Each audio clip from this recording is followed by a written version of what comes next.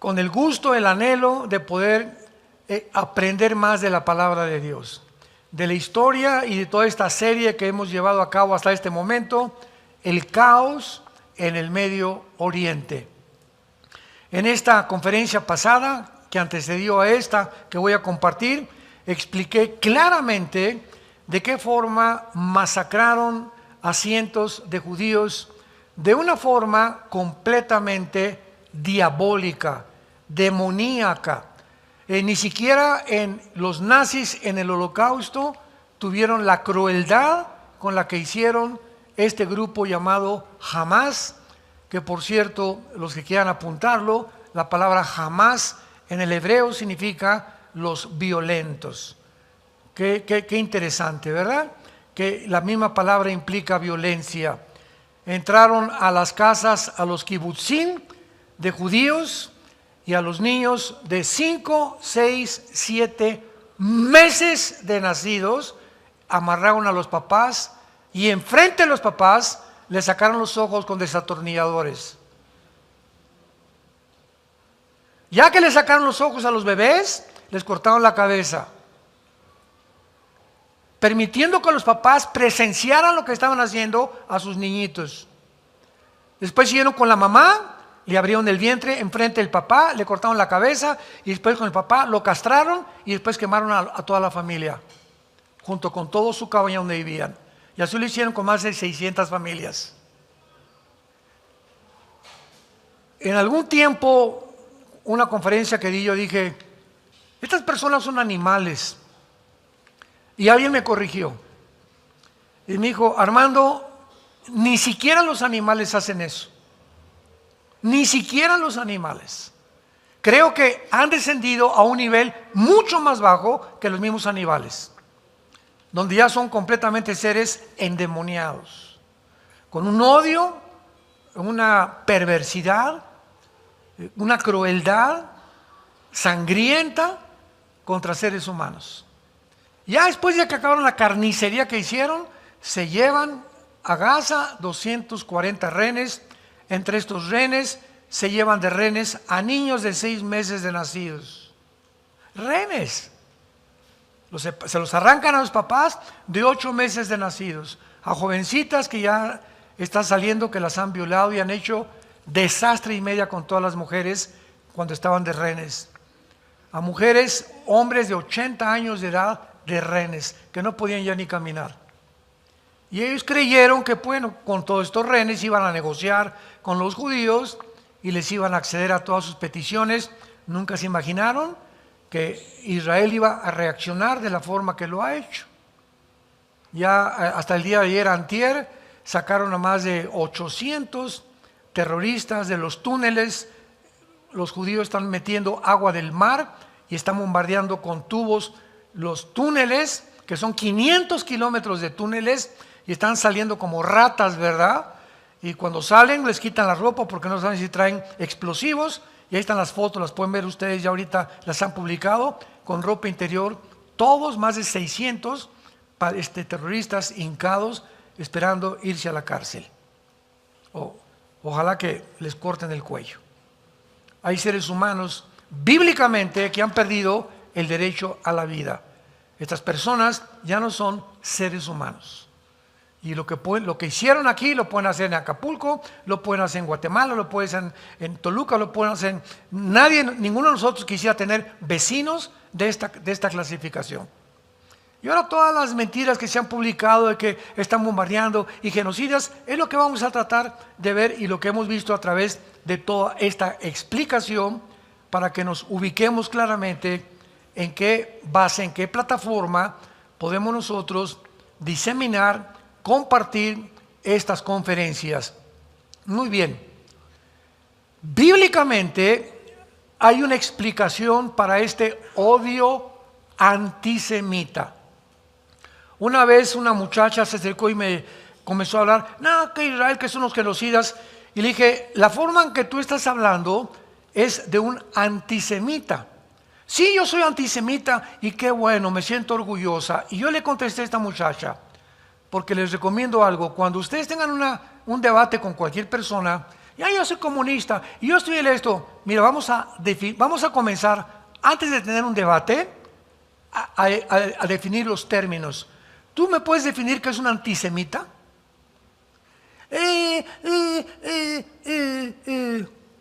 No me contestó la muchacha. Bueno, le dije, un antisemita es una persona que odia a los judíos. Ese es un antisemita. Ahora, tú mismo un antisemita, te voy a hacer una pregunta. ¿Por qué los odias? ¿Qué te hicieron? ¿A qué judíos conoces que se han metido a tu casa a robar, a violar, o que te han robado? ¿Por qué odias a un grupo étnico, como decir, odio a los italianos, odio a los mexicanos? Eso no solamente es antisemita, es racismo puro. Y estamos tratando de elogiarnos ya el racismo, que hay que acabar con el racismo. Y vemos nosotros un racismo, pero completamente enfermizo, contra las personas, como todas estas desfiles que ha habido en las ciudades, Israel, etcétera, etcétera, son dirigidas, el 80% que iban en esos desfiles eran musulmanes. Y se les pegan 2 o 3 personas y creen todo París, todo Inglaterra contra Israel y contra el genocidio, etcétera, etcétera. Mentiras, mentiras, mentiras. Entonces, cuando venimos a la Biblia, encontramos una respuesta. Hay 2 respuestas para el odio desde hace siglos de siglos de siglos, con un grupo étnico, con una etnia que se llaman los judíos. No ha habido este racismo ni contra budistas, ni contra mahometanos, ni contra el mismo Islam, ni contra los hindúes, ni contra Zoroastro, ni contra los discípulos de Mahatma Gandhi, ni contra ningún grupo, ni tribu, ni civilización en toda la historia. Cuando vemos la historia ya de una forma cosmogónica, ¿verdad? Ya podemos cuenta que en todos los siglos, en todos los imperios, el exterminio ha sido matar judíos, matar judíos, matar judíos, exterminar Israel hasta el siglo XXI. ¿Dónde nos encontramos? Tiene que haber una explicación. Esto no es coincidencia. Bueno, antes de la Segunda Guerra Mundial se propagó un libro que se llamó Los Protocolos de los Sabios de Sion. Este libro, escrito por los zares rusos en el siglo XIX, explican claramente en el libro: los judíos son los culpables de todo porque son los dueños de los negocios, los dueños de los bancos, los dueños de las escuelas, los dueños de la educación, etcétera, etcétera. Por eso el mundo está como está. Hitler lee los protocolos de los sabios de Sion y es influido. José Stalin y todos los que persiguieron el siglo pasado, el imperio español, franceses, etcétera, etcétera, lo creyeron sin darse cuenta que el Holocausto desmintió esta mentira. Si los judíos eran dueños de bancos y de escuelas y de educación, ¿por qué Hitler mata a 6 millones de personas que son una etnia que no tienen nación, no tienen casa, no tienen ropa, no tienen lugar para vivir? ¿Qué fue lo que vio Hitler de enemistad en ellos? Los protocolos de los sabios de Sion. Y en el momento del Holocausto, nadie en el mundo los defendió. Bueno, si ellos eran dueños de los bancos y del dinero y de todo, ¿por qué no se defendieron y por qué no los defendieron? El Holocausto desmintió los protocolos de los sabios de Sion. Mentiras, mentiras que propagaron los zares por los pogromos. Los pogromos eran como los campos de concentración rusos, donde metían a los judíos y los asesinaban y los torturaban cruelmente. Muy bien. Como cristianos ahora estamos entrando en un mundo antisemita. Y es uno de los problemas más grandes porque el antisemitismo o el odio a los judíos se ha infiltrado dentro de las iglesias cristianas. Yo he oído, me reservo los nombres, a líderes cristianos hablar en contra de Israel, hablar en contra de los judíos y echarle la culpa a los judíos de lo que pasó en la matanza y en la masacre que hizo un grupo terrorista y que no hicieron los judíos. ¿Por qué este odio y por qué estas protestas y por qué esto? hay dos respuestas. Voy a concentrarme hoy en la explicación política. ¿Por qué el mundo odia a los judíos? Y después nos concentraremos en la explicación bíblica. Entonces hay una explicación política que el mundo da y la explicación que la Biblia da. Muy bien. Desde la perspectiva política, ¿cómo se podría explicar el antisemitismo? Tenemos que comprender todo en la vida. No ser como burros o como ovejas, ¡bé! Y seguir solamente porque alguien dice, ¡bé! Yo también, ¡bé! Si alguien odia con esto, yo también hago esto. Tenemos que entender, ya estamos en un mundo, somos personas inteligentes, coherentes, con una explicación que Dios nos puede alumbrar para entender lo que está pasando. Dejemos de ser conformistas y hacer lo que todos los demás hacen. Rápidamente un ejemplo. Te invitan a una cena hoy en la noche. Y en esta cena, pues la mayor parte de la gente que está no los conoces. Vas con tu esposa o con tu novia. Y de repente alguien en la cena, no, los judíos son esto y esto y por aquí y por allá. Y te quedas callado y descubres que nadie en la cena, de las 10 o 15 personas, tampoco levantaron la voz en contra de la persona que atacó a los judíos. Y te quedas callado, te subes a tu carro, te despides de todos en la cena y vas en tu carro junto a tu casa con tu esposa y tu esposa te comienza a preguntar, ¿por qué no hablaste en contra de lo que esa muchacha dijo contra los judíos? Y comienzas a pensar, realmente no hablé porque no quise causar una controversia. O sea, no quise armar un problema entre todos ellos y además como nadie contestó ni nadie dijo nada en contra de esa muchacha, asumo, así piensas, pues que todos son antisemitas. Porque si nadie habla, los malos viven porque los buenos no hacen nada. Entonces no hablé, Panchita, porque me imagino que todos son antisemitas. Y si nadie defendió a los judíos, ¿para qué armo yo un borlote? Esto se llama la espiral del silencio. Cuando la presión de tus amigos o de la sociedad te hacen quedarte callado, porque no nos gusta ir en contra de lo que la mayoría piensa.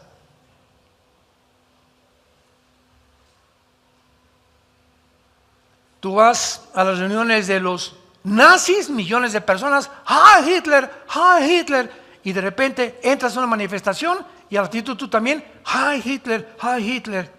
No quieres ir en contra de la mayoría. En tu escuela están a favor de los palestinos, no quieres estar en contra de la mayoría y tú también, ¡sí, muere Israel! ¡Muere Israel! Porque es el conformismo del ser humano. Y esta espiral del silencio se manifiesta en algo que es psicológico también, que se llama psicosis colectiva. En otras palabras, hay un cantante muy famoso y se llena el Auditorio Nacional de puras chavitas de 15, 18 años de edad. Y sale aquí el chavo aquí muy galanzuco, ¿verdad?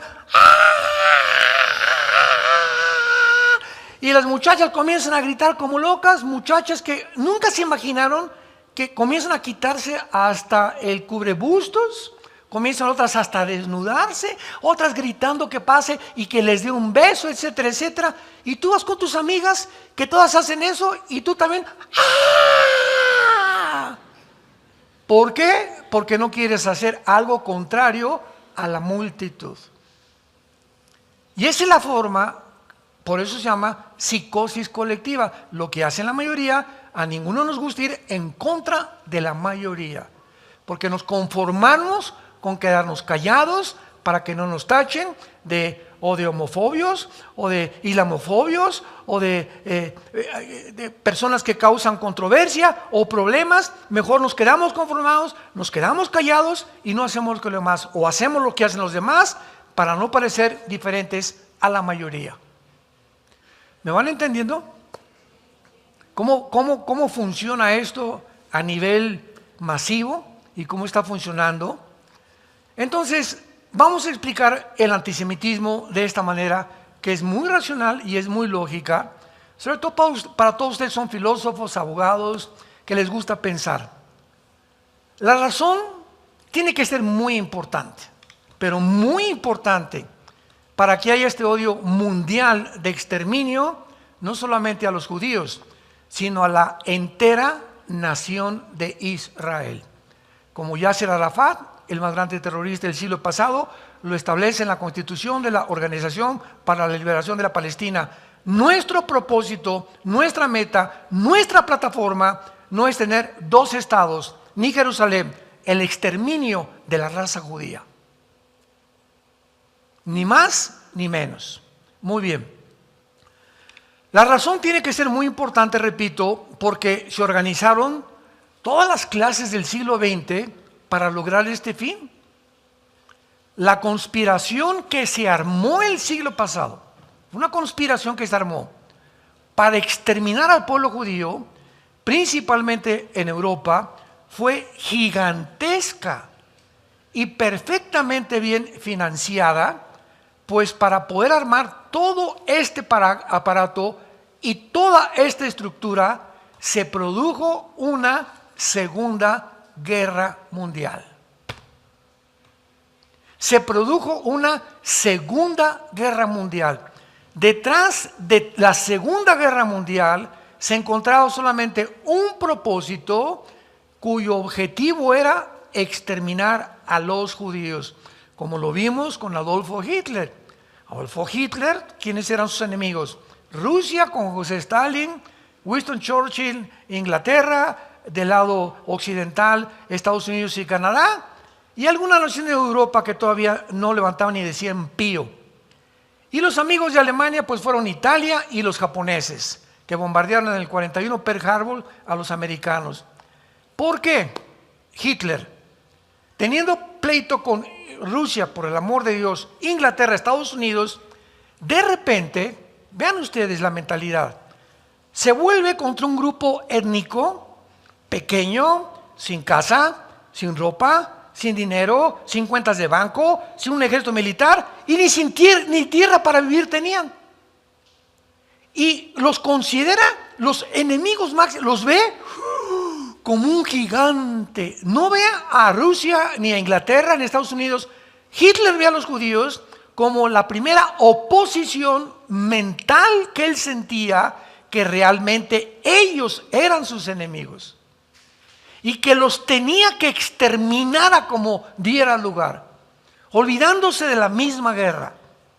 Y para ello planea un proyecto llamado La Solución Final, donde le dice a Henry Himmler y le dice a todos los demás líderes que tuvo en la Gestapo: hagan campos de concentración por toda Alemania y busquen a todos los judíos que puedan ustedes encontrar, pónganles una estrella aquí, que es la estrella del rey David, en su ropa para marcarlos, métanlos en camiones y díganles que los vamos a llevar a dormitorios y a bañarlos. Y estos supuestos baños pues eran los campos de concentración. Y ahí van los trenes llenos, inundados de niños chiquitos, jóvenes, mujeres, de todo tipo de seres humanos. Los bajaban del tren, los metían en unas casas grandísimas o construcciones y les decían que los iban a bañar. Se tienen que quitar la ropa, los encueraban, los metían ahí y ya que estaban ahí, les cerraban las puertas y le abrían las llaves al gas para ahogarlos y asfixiarlos y matarlos. Los sacaban con palas mecánicas, los echaban en trincheras que habían armado ahí, les echaban gasolina, a muchos los quemaron o los enterraban a muchos vivos también. 6 millones de judíos. ¿Qué movió a Hitler para tener ese odio contra ellos? Bueno, nos damos cuenta que entonces realmente el propósito de la Segunda Guerra Mundial no fue que el nazismo quisiera extenderse. Ya vamos más profundamente y ya espiritual y bíblicamente comenzamos a descubrir que había un programa satánico. Porque ¿quién puede negar que Hitler era una persona completamente poseída por principados satánicos? Bueno, es muy fácil la explicación. La Biblia dice en Apocalipsis capítulo 12 que el diablo sabe que le queda muy poco tiempo. El diablo no sabe exactamente qué año ni qué mes, pero él tiene un panorama, así como nosotros, conforme pues Rusia invadió Ucrania. Esto nos habla en más o menos en qué tiempo nos estamos acercando a la profecía de Ezequiel 38. Ahorita lo que pasa con Gaza, posiblemente el Salmo 83 se cumpla, la próxima guerra contra los árabes, contra los judíos. Y los eventos a nuestro alrededor que se suceden, ninguno de los eventos que pasan en el mundo son coincidencia alguna. Todas son piedras de un mismo rompecabezas, donde ya comenzamos a juntarlos aquí, acá, acá, y comienza a adquirir ya calidad, claridad, entendimiento. Venimos a la Biblia y descubrimos realmente la Biblia es la historia escrita por adelantado, que Dios nos deja de una forma secuencial y cronológica cómo se van a desarrollar los eventos, en el momento que estamos y de qué forma la Biblia nos muestra que nos encontramos en la última generación. Que el ser humano ha llegado al final de su historia. Ya no hay más. Ya no nos hagamos un avivamiento y esto y el otro y la tecnología y vamos a crear como el Foro Económico Mundial, vamos a crear una superraza y la inteligencia artificial y la robotización. Todos son sueños marihuanos. Esto ya dejó de ser ciencia, es ciencia ficción. Ciencia ficción, o sea, ya son cosas que dices, solamente un loco puede pensar. Y pues sí, y es como creer en Aladino y la lámpara maravillosa, o en Santa Claus, o en los Reyes Magos, que no fueron magos, ¿verdad? Eran 3 reyes del Oriente que vinieron a posiblemente bisnietos de los que educó Daniel en Babilonia y que supieron de las profecías de Daniel, que era el tiempo en que iban a ser el Mesías. Pero lo que ha pasado ahorita es algo terrible. Entonces, el diablo, sabiendo que le queda poco tiempo, ¿qué hizo? Escúchenme muy bien, pongan mucha atención. El diablo sabía que si Israel regresaba el 14 de mayo de 1948, si Israel regresaba a su tierra, en ese mismo tiempo, en ese año, comenzaría la cuenta regresiva de las profecías finales de la Biblia. Entonces el diablo hizo lo imposible por usar a Hitler para exterminar a los judíos e impedirles que formaran una nación. Porque si no formaban una nación, entonces la construcción del tercer templo profetizada sería una mentira. Entonces, si no formaban una nación, ¿a quién va a perseguir el anticristo? Si no formaban una nación, los 144,000 judíos de Apocalipsis 7 sería un invento también, que quién sabe quién inventó la Biblia. Todas las profecías de los tiempos que vivimos están enfocadas en Israel. Israel es el termómetro, el centro, como dice Ezequiel 5:5 en hebreo, el ombligo de Dios. Es exactamente donde el cordón umbilical sale de la mamá y es cortado y se queda de una vida. El bebé sale a otro medio ambiente. El momento en que se corta el cordón umbilical, encuentra otro medio ambiente, nace a un nuevo mundo. Si Israel nacía y como una nación otra vez, el diablo sabía que ya su tiempo se ha acabado. Y no lo logró. Gracias a Dios, Hitler no los pudo exterminar y los judíos fundaron su nación. ¿Y qué hizo el diablo? Se les fue encima con los mundo árabe. En el 15 de mayo, un día después, los trataron de destruir.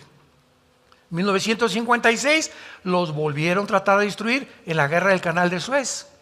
1967, junio del 67, la guerra de los 6 días, los volvieron a tratar de destruir 22 millones de árabes. 1973, hace 20 años, la guerra de Yom Kippur, y no pudieron tampoco, y los árabes se dieron por vencidos. No podemos, vamos ahora a formar grupos terroristas. Y vamos a tratar de no ya ser nación contra nación, vamos a sabotearlos, a mandarles cohetes desde lejos, a sabotear embajadas, etcétera, etcétera. Y entonces comenzaron a formar al grupo, la Hermandad Musulmana de Egipto, a Hamas. Y Hamas entrenó a los guerrilleros de Irán.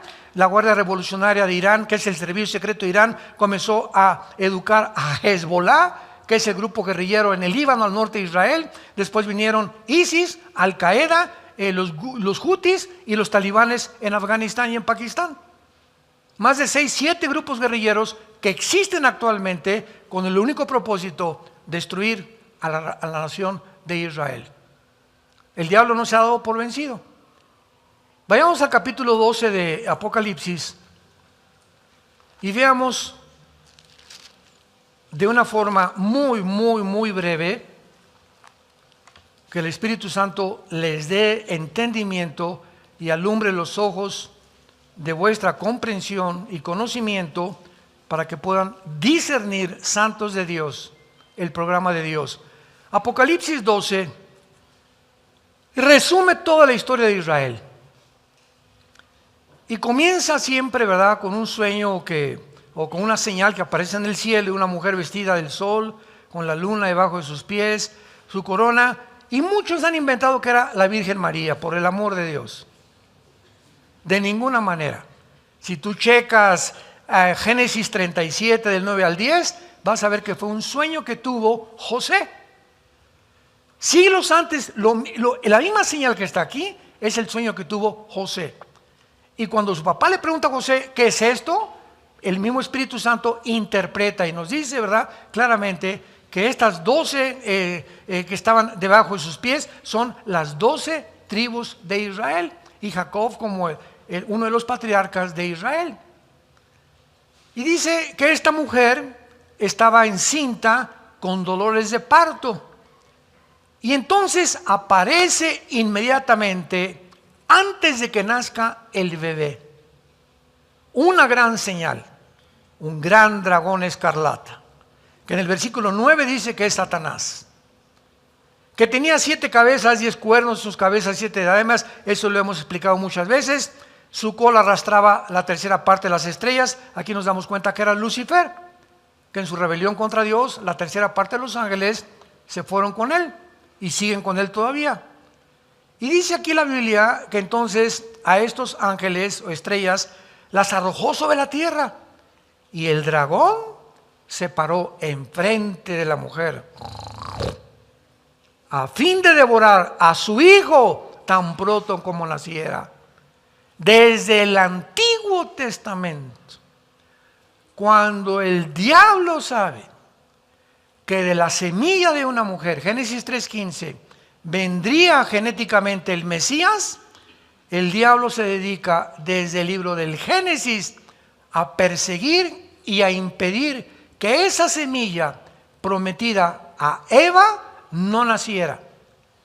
Y vemos el primer ataque en Génesis 6, cuando los ángeles caídos bajan a la tierra, embarazan mujeres. ¿De qué forma? No sabemos, pero alteran la genética de las mujeres y producen gigantes de 4 metros de altura, con 12 dedos en las manos y 12 dedos en los pies, gigantes que vivieron en el mundo 1000 años.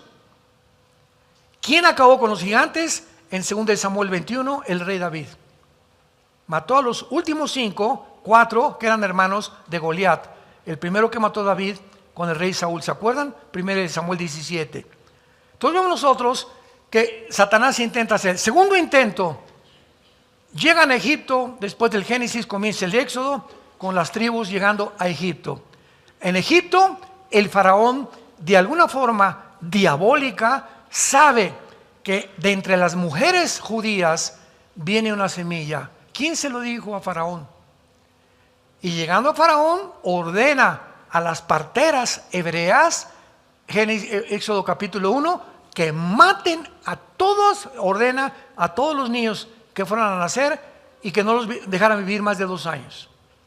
¿Y qué pasa en este segundo intento satánico de impedir que la semilla? Vean cómo todo tiene, no es coincidencia, todo tiene una razón de ser. ¿Qué hizo Dios con esto? la mamá de Moisés, él era el que vendría, donde venía la semilla y a salvar a Israel. Agarra la mamá de Moisés al bebé, hace una arquita de juncos y la echa al río Nilo lleno de cocodrilos. Con la fe y la confianza que Dios les puso a su Espíritu Santo y a su papá, de que iba Dios a proteger a ese bebé. Pero a ese bebé no lo iba a tocar la espada del faraón. Y viene el río Nilo con el arca del bebé y pasa enfrente de donde se encontraba, ¿quién creen? La hija del faraón, lavando ropa o no sé qué estaba haciendo ahí con sus doncellas, y ven al bebé y ven a las muchachas y recogen al bebé. La hija del faraón lo ve, ay, qué niño tan hermoso, y lo adopta. ¿Cuándo se imaginó el diablo que el mismo bebé que el faraón trataba de matar, iba a ser educado en su palacio? Los caminos de Dios no son nuestros caminos.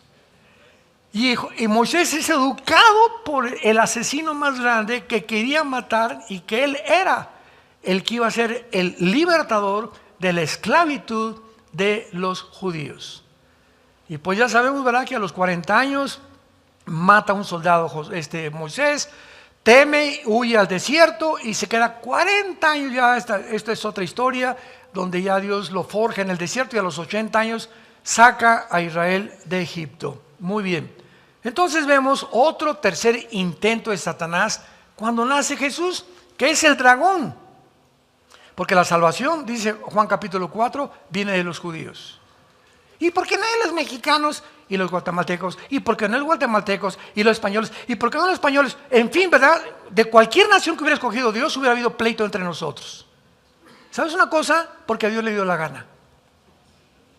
Simplemente la soberanía de Dios, Él determinó escoger un punto geográfico minúsculo, insignificante, en el Medio Oriente, donde naciera el Mesías que vendría a liberar a judíos, palestinos, árabes y musulmanes, y a cualquier persona que se acercara a la cruz. Entonces, ese fue el propósito de Dios. Vendría el Mesías de Israel. Entonces, ya comenzamos a entender el odio que se esconde detrás del exterminio. Y además, no lo más importante, porque lo más importante es el nacimiento del Mesías, pero vemos que cuando nace Herodes, cuando nace Jesucristo, ¿se acuerdan? Que llegan los reyes y que le dicen al rey Herodes: hemos oído que van a ser este tiempo que estamos viviendo en Navidad, aunque sabemos que Cristo no nació el 24 de diciembre y lo aprovechamos para testimonio de Él, hemos sabido que van a ser el rey de los judíos. Y Herodes se llena de enojo. ¿Y qué hace Herodes? Manden matar a todos los niños menores de 2 años. Otro intento satánico, porque venía detrás de esa semilla que iba a destruir finalmente al mismo Satanás en la misma cruz. ¿Y qué hace la Virgen María y José? Nada, se les aparece un ángel y les dice: huyan a Egipto, porque el rey Herodes quiere matar al niño.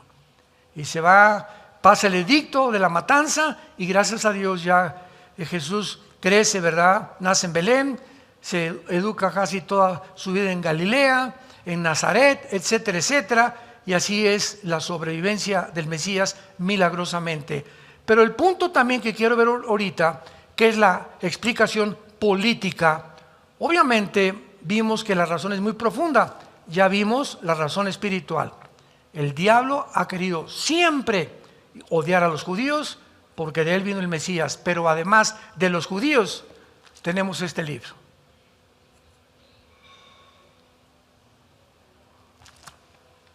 La Biblia la escribieron judíos. Los apóstoles fueron judíos. El Salvador es judío. La primera iglesia fue judía. Y todos nosotros, aunque no somos judíos, hemos sido injertados en el olivo natural, Romanos capítulo 11, y somos beneficiados. Al entrar Jesús a tu vida, esa semilla prometida a la mujer en Génesis 3:15 está dentro de ti. Esa semilla es Jesús dentro de tu vida.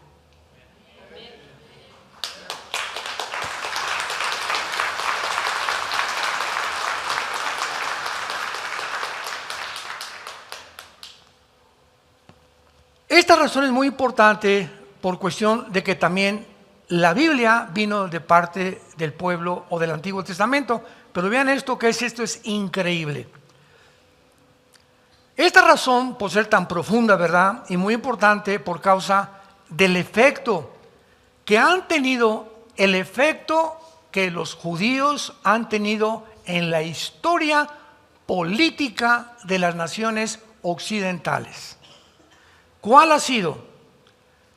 Gracias a las escrituras del Antiguo Testamento, que en el monte Sinaí Dios le dio en 2 tablas de piedra a Moisés, esas leyes que Dios le da a Moisés contienen, y las demás otras contienen, las leyes en contra de la esclavitud, de la opresión y del totalitarismo. Son leyes para que ellos no volvieran a tener opresores.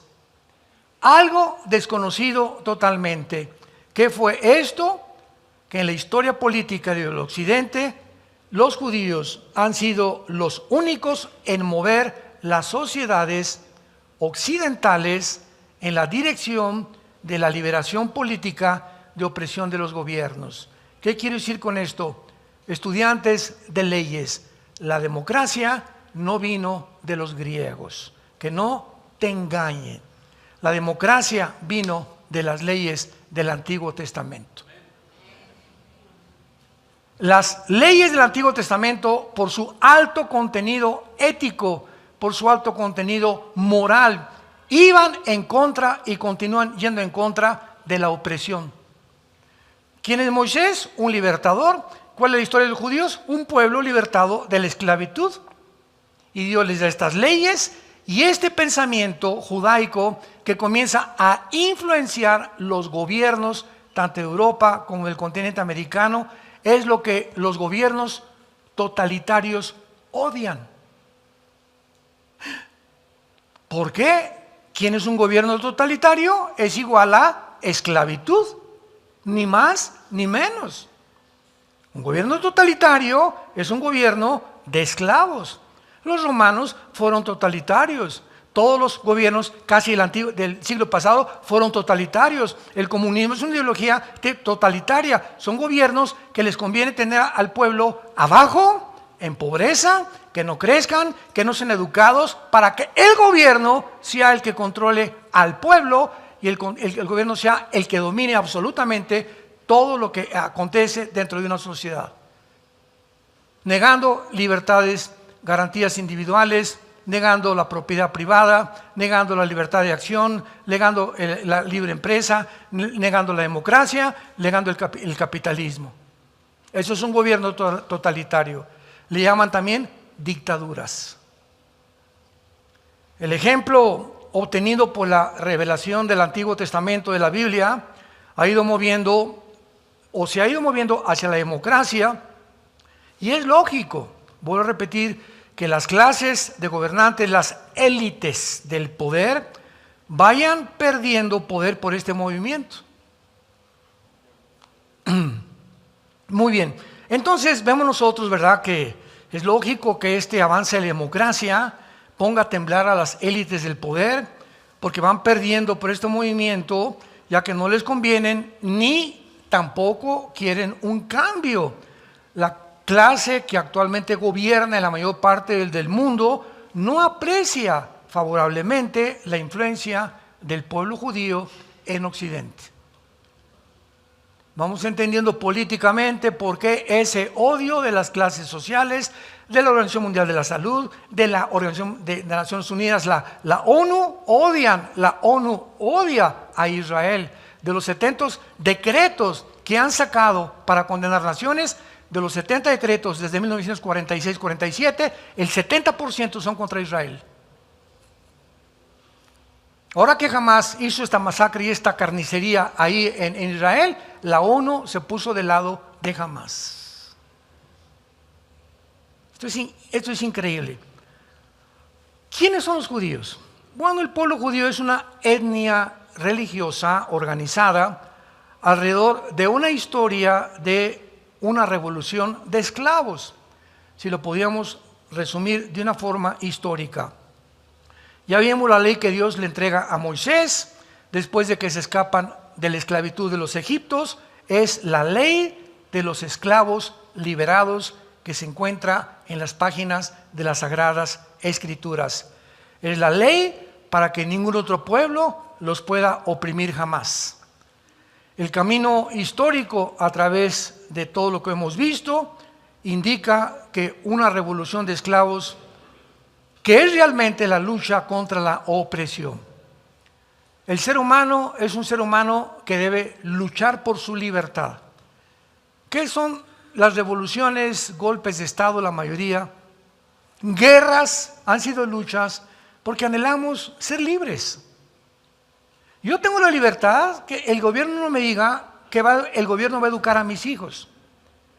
Y que ahora el gobierno les va a inculcar en las primarias la ideología de género y le va a enseñar a un niño de 5 meses, de 5 años, cómo masturbarse. Discúlpenme, ¿verdad? Pero esa educación moral me pertenece a mí, no al gobierno. Yo tengo que ser libre para comprar, si tengo dinero en una casa o para vender una casa, tengo una propiedad, y no que algún día llegue el gobierno y me diga, esta casa es mía, o me la entregas o te la quito o te la expropio. Si no hay esa libertad del ser humano, el ser humano es reducido a un esclavo. Y es la tendencia, el anticristo llegará y pondrá con broche de oro, cerrará, terminará con las democracias, el capitalismo, el libre mercado, etcétera, etcétera. Cerrará con broche de oro la civilización, obligando a todos los seres humanos que no tengan la marca del 666, que no puedas comprar, vender, ni ir a la farmacia, ni al Oxxo, ni al cine, a ninguna parte puedes ir, ni subirte a un taxi, ni contratar una Uber, si no tienes la marca del 666. ¿Qué se llama esto? La esclavitud total en la que terminó el ser humano y en la cual nos encontramos ya no en la primaria, en la kindergarten, ni en la primaria, ni en la secundaria, ni en la preparatoria. Nos encontramos ya en el siglo XXI, en la universidad, en el nivel más alto de esclavitud que el ser humano ha tenido, que ya está poniendo en función la mayor parte de los gobiernos en el mundo entero. Y los seres humanos no se han dado cuenta de esto. Y así va a continuar armando esto. Este es el odio contra la palabra de Dios. ¿Por qué la iglesia romana prohibió la palabra de Dios? ¿Por qué? ¿Por qué? Porque, en primer lugar, estaba escrita en latín, no la habían traducido a las demás lenguas europeas. Y nadie la podía leer. Pues, ¿quién sabía latín? Más que los curas. Y en segundo lugar, porque sin la autorización de un cura o un obispo, nadie se puede abrir las páginas. Durante casi 2000 años, hasta 1963, el primer papa, Juan XXIII, le dice al papa Bonachón, comienza y no sé cómo le cayó una Biblia, y comienza a abrirla, y Juan XXIII dice, ¡ah!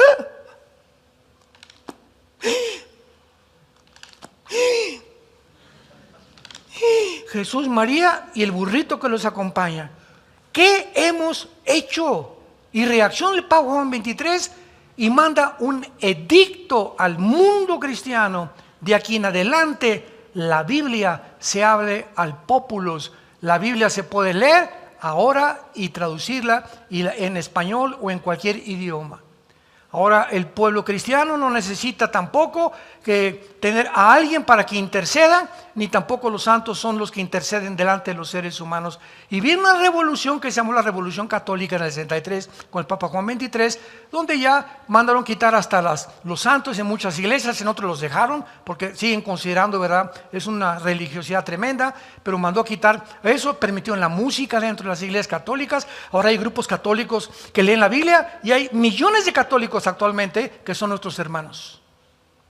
Gracias a que han comenzado a leer la Biblia. Y Jesús dijo en Juan 8:32, cuando conozcas la verdad, conocerás la verdad, vas a ser libre. Mientras tú no conozcas la verdad, eres un esclavo del pecado, de las tradiciones, de los sistemas, de las ideologías, de las filosofías que han provenido de hombres como tú y como yo. Jesús dijo, yo soy el camino, la verdad y la vida. Yo soy la luz y el que me sigue nunca carecerá de tinieblas. Es el tiempo que tú despiertes, que abras los ojos y que te acerques a Dios. Que te acerques a ese amor que hubo en esa cruz hace 2000 años, de un hombre que abrió sus brazos, que ahora vamos a celebrar el cumpleaños. Alguien me dijo, oye, yo no creo ni que Cristo haya existido. Compadre, le dije, ¿qué fecha estamos? 25 de mayo de 1999. ¿Desde cuándo lo contamos, compadre? Desde que Cristo nació. Es tan grande la influencia de Cristo históricamente, que contamos la historia desde que Él nació. Antes de Cristo y después de Cristo. ¿Antes de Buda o después de Buda? ¿Antes de Mahoma después de Mahoma? ¿Antes de Mahatma Gandhi después de Mahatma Gandhi? ¿Antes de Walter Mercado después de Walter Mercado? Es tan grande su impacto en la historia que no solamente eso divide la historia, sino que además es el único personaje en el mundo que se celebra su nacimiento y su cumpleaños. ¿Cuándo nació el Buda? No chepo. ¿Cuándo nació Mahoma? No chepo. Impresionante, piénsalo. Hasta los ateos celebran la Navidad, pero no se queda ahí también. Es la única persona que hasta cuando Él muere y se celebra su muerte y resurrección, se les da vacaciones a la gente. La famosa Semana Santa. ¿A qué otro personaje en la historia, como decimos en mi tierra, tráeme el gallito que tú quieras? Dime quién es tu personaje que más admiras. Sé honesto contigo mismo. Escritor, personaje, filósofo, maestro, dímelo y compáralo con Cristo. Y tráeme el libro que tú quieras religioso y compáralo con la Biblia, para que puedas entender la diferencia entre la verdad y la mentira, entre las tinieblas y la luz, entre lo que Cristo te quiere ofrecer en esta tarde y lo que tu vida depara si tú rechazas tal vez el día de hoy el regalo más grande, que es la vida eterna que se encuentra en Cristo Jesús. Inclinemos nuestra cabeza. Señor, te damos las gracias, porque los cielos y la tierra pasarán, pero tus palabras permanecerán. Tú descendiste del cielo como el pan que da vida a los hombres. Tú descendiste del cielo como el buen pastor que dio su vida por sus ovejas. Descendiste del cielo, fuiste crucificado, fuiste enterrado y resucitado a los 3 días. Porque de tal manera amó Dios al mundo, de tal manera nos ama Dios. La Biblia dice que Dios te ama. Si tú que me escuchas, Dios te ama, que ha dado a su Hijo unigénito, para que si tú crees en este momento en Él, lo que Él hizo en tu lugar en la cruz y por mí también, no te pierdas. Cuando mueras no desciendas al infierno, que es un lugar de el llorar y el crujir de dientes, lugar de tinieblas eternas, sino que tengas la vida eterna, el perdón de tus pecados.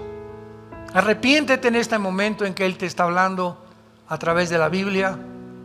Invítale a tu corazón y permíteme ayudarte con estas palabras que puedes repetir sinceramente. Dile: Señor mío y Dios mío, te pido perdón por mi vida. Me arrepiento de todo corazón de mi orgullo intelectual, de mi soberbia científica, de la forma como he sido engañado por ignorar la luz y por entender claramente que seguiré siendo engañado, seguiré siendo engañada si permanezco en estas tinieblas y en esta esclavitud. Ahora, Jesús, te pido que entres a mi vida en este instante. Te abro mi corazón, Jesús. Entra como mi Señor y mi Salvador. Líbrame de este mundo oscuro. Muéstrame el camino, la verdad y la vida de la eternidad, para que en el día de mi muerte pueda morir en paz, sabiendo al morir que soy tuyo, que soy tuya, y que me estarás esperando con tus ángeles para llevarme a tu presencia a descansar por toda la eternidad. En el nombre de Jesús. Amén.